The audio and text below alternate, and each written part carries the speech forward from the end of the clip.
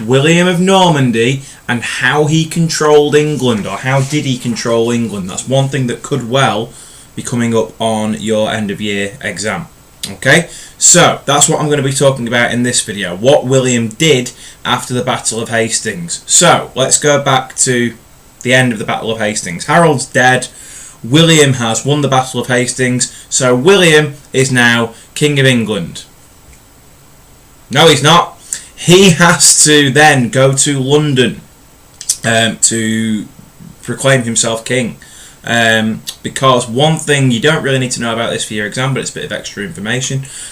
One thing that had happened is once Harold had died, the Witan, remember the council of the most important people in England, the earls, the barons, the bishops, they had actually proclaimed a new king of England, a man called, or a boy called Edgar the Atheling. He was related to Edward the Confessor. He was Edward the Confessor's nearest living blood relative, and they proclaimed him king. So what William did was he got his Norman army to surround London, to stop any supplies coming into London, and basically starve London into submission until the people of London, in their hunger, said, okay, enough's enough, William, you are now the new King of England. So he does eventually become King of England. He's crowned, remember, on the 25th of December, Christmas Day, 1066, and now he's King of England, finally. Okay, but he's got a lot of problems to deal with. Okay, and some of those problems that he's got to deal with are, he's brought with him in the Battle of Hastings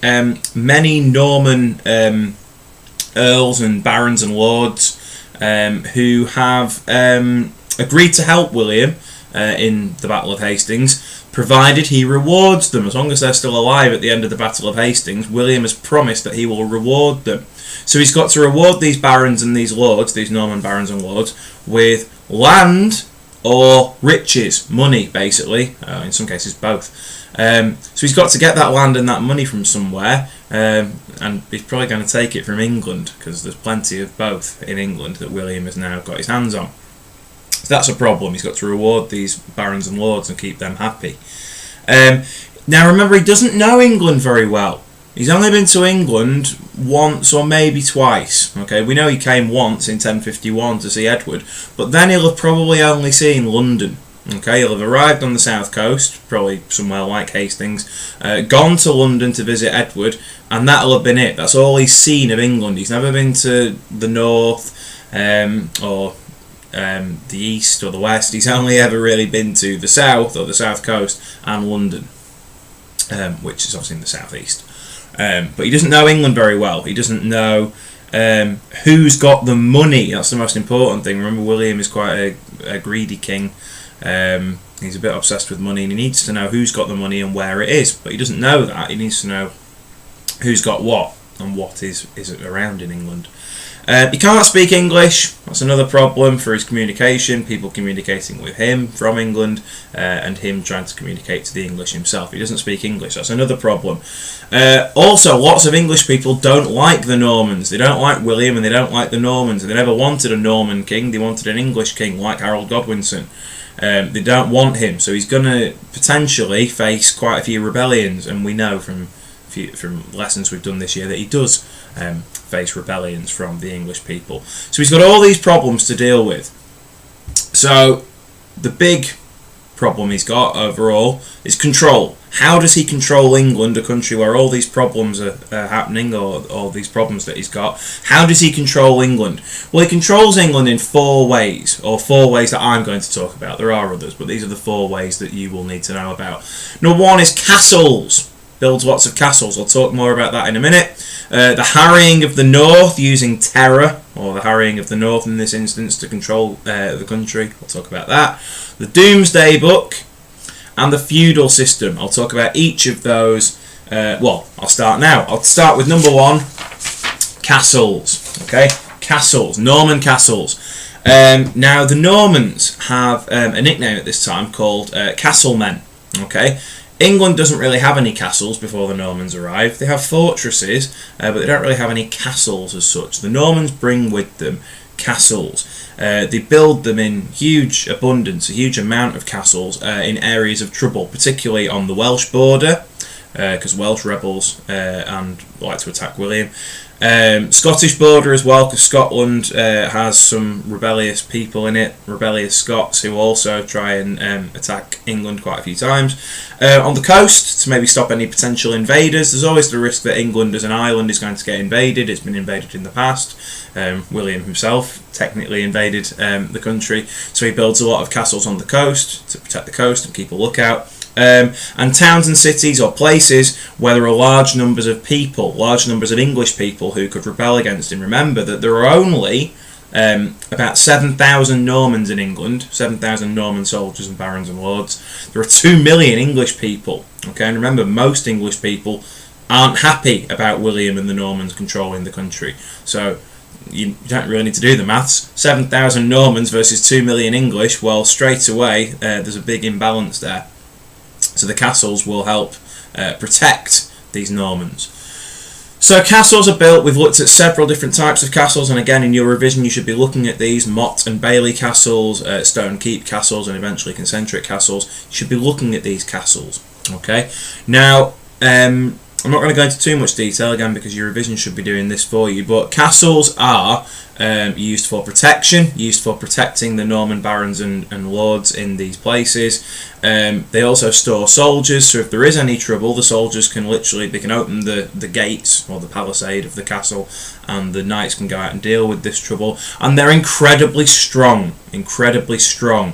There's only one, I'll talk more about this in a minute, but there's only one recorded incident of a Norman castle being taken by rebels throughout the whole of William's reign. Okay, I'll talk more about that in a minute. But they're incredibly strong and incredibly hard to defeat. Okay, and also Motte and Bailey Castle, well, all castles really, are imposing. Okay, here are these big, huge structures which kind of remind the local population of who's in charge.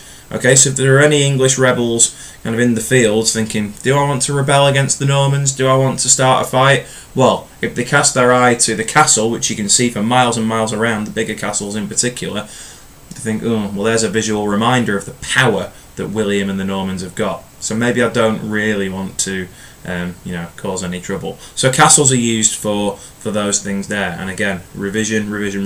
Look at the different kinds of castles. Look at what the differences are and the strengths and some weaknesses are of these castles. Right, next thing I'm going to talk about is the harrying of the North, which takes place from 1070 until 1071. So it's the winter of 1070 into the new year of 1071. So, the harrying of the North. Why does it come about, firstly? Well, William had to deal with several rebellions in the North, 2 major rebellions in particular, but lots of rebellions in the North. The North had traditionally been quite rebellious, even before the time of William. Northumbria, the earldom of Northumbria, which is basically the North, Yorkshire and everything above it in England, was traditionally quite rebellious. Most of the people who lived in Northumbria had, or a lot of people who lived in Northumbria in the North, had descended from Vikings. Okay, so when the Vikings had landed in England over the past 100 years or so, many of the Vikings had stayed, and they'd stayed in the North. Okay, so a lot of the people in the North had descended from these Vikings who traditionally had been quite violent and quite aggressive and quite rebellious. Okay, and they didn't really like the people in the South, the southern traditional English people. So there were quite a lot of differences there. So the traditionally rebellious North do rebel several times against William and the Normans. And as I say, there were 2 particularly bad rebellions in 1069 and 1070. Okay, in fact, during the second rebellion, that was where this incident with the castle happened. One of the Norman castles in York was taken by the rebels, okay, by the English rebels. So you can see they're a big threat to William, particularly in the north. They're a big threat to him. And both times in these major rebellions, William has had to ride up north from London, up into the north to York and places like that, to deal with the rebels. And each time he's arrived, the rebels have run away. Okay, they've hidden. They've heard or seen or heard about William coming, and they've run away. This is known as guerrilla warfare. If you want some extra knowledge there, some extra information, it's guerrilla warfare. You attack, and then when you know that you can't win, you run away. Okay, and hide basically. So these rebels kept on attacking. and then as soon as William came, ran away, and then as soon as William had gone again, they came back and started rebelling again. So it's a big problem for William, and he thinks, how am I going to deal with this? I can't keep riding up and down England all the time to deal with this with all these rebellions. I'm a busy man. I've got lots of other things to be getting on with, and also I've still got Normandy to rule as well. Remember, he's got 2 places to rule, lots of issues going on. He can't keep coming up and down England to deal with these rebellions. So the harrying of the north is how he deals with this. Okay, after that big rebellion, he launches the harrying of the north. What is the harrying of the north? Well, in a nutshell, it is kill everything in the north. Kill the sheep, the cows, the pigs, the men, the women, and the children. Destroy it. Kill them all. Yeah, in a nutshell, that's essentially what the harrying of the north is.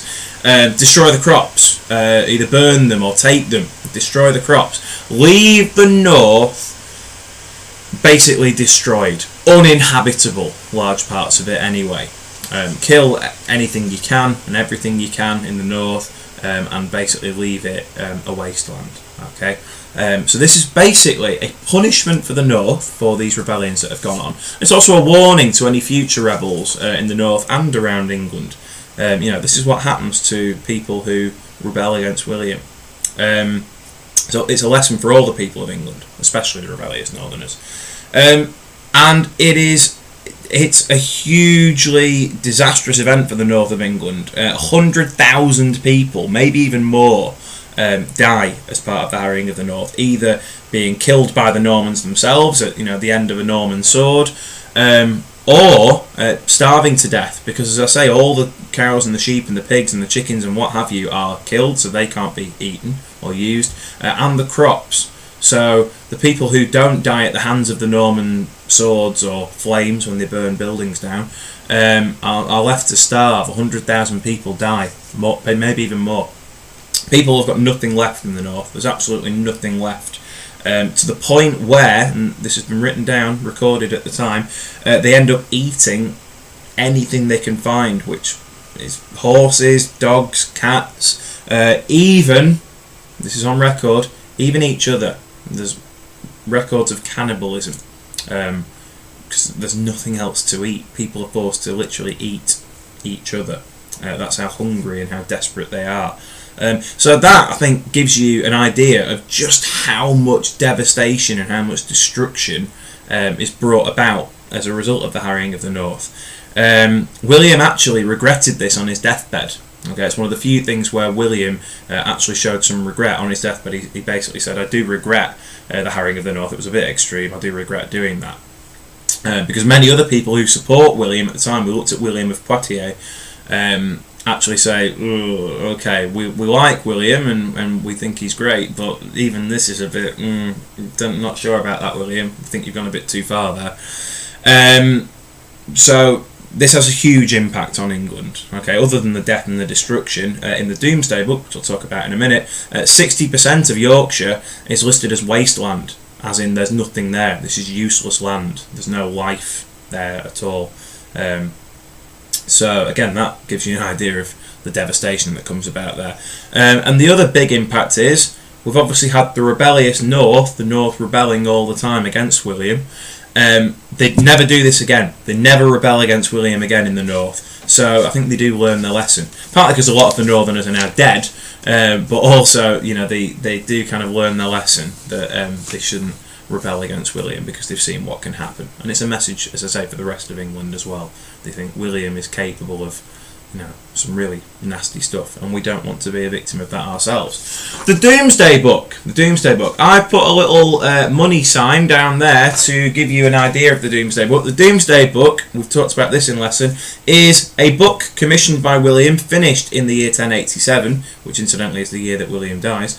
It's a book which lists everything in England. Okay, so it's a book which lists where all the money and the valuables are in England, so William knows, and future leaders know, the value of certain areas of England and where the money is and where to tax most of all. Okay, so people would, the King's Commissioners would go to every village and every town in England, and would basically knock on the door and say, right, what do you own? Okay, and they'd count all the pigs they owned, or the sheep they owned, every bit of valuable equipment they owned.